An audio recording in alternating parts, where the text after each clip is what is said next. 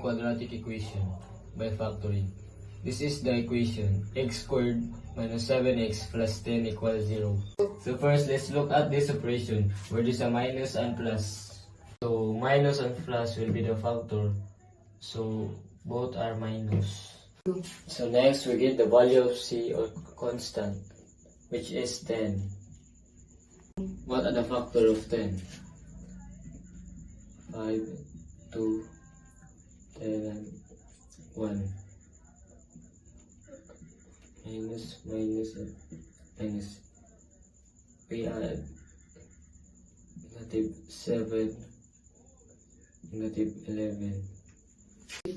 We put here negative 5 and negative 2. X minus 5 equal 0 and x minus 2 equal 0. So next, negative 5 transfer to 0.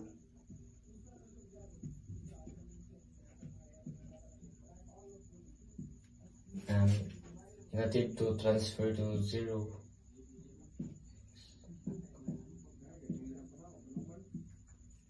And it can be negative 5 and negative 2.